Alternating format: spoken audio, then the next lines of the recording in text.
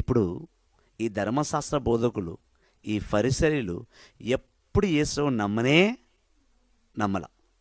యేసుకు ఫుల్గా అగెయిన్స్ట్గా ఉన్నారు. యేసు ప్రభు అంటేనే శత్రుత్వం, వాళ్ళకి శత్రుత్వం, ఎనిమిటీ.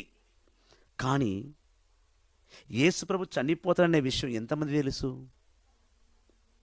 లూకాసు వార్త 9వ అధ్యాయం ప్రకారం తన 12 శిష్యులకే తెలుసు.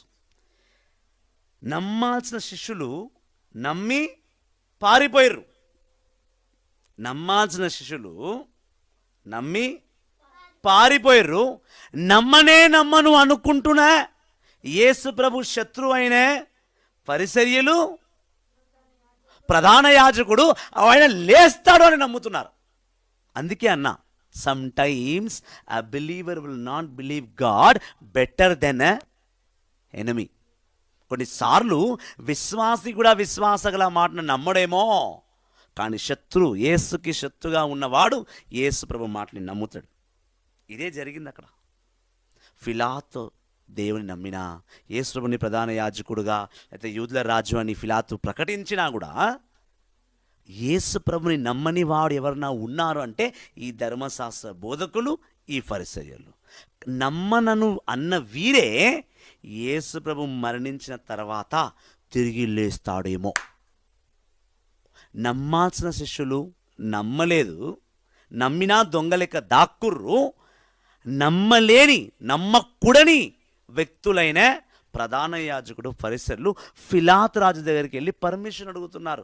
సమాధిని చైన్లతో కట్టేయండి, అక్కడ మీ సోల్జర్స్ని పెట్టండి, సో దట్ ఆయన పునరుత్థానము ఆపాలి.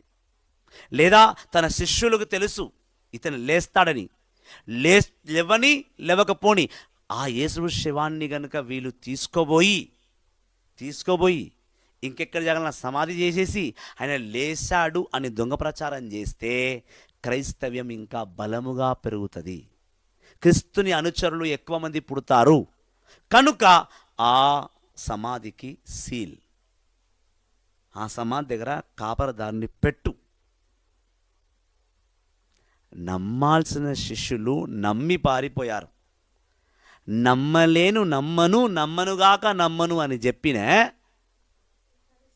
పరిసర్యలు, ధర్మశాస్త్ర బోధకులు శరసాలు వేసి యేసుని సమాధిని బంధిస్తున్నారు. ఇప్పుడు ఎవరు యేసు మాట నమ్మినట్టు? 12 శిష్యులు యేసు మాట నమ్మారా? లేకపోతే నమ్మను అనుకున్న ధర్మశాస్త్ర బోధకులు, ఫరిసయ్యులు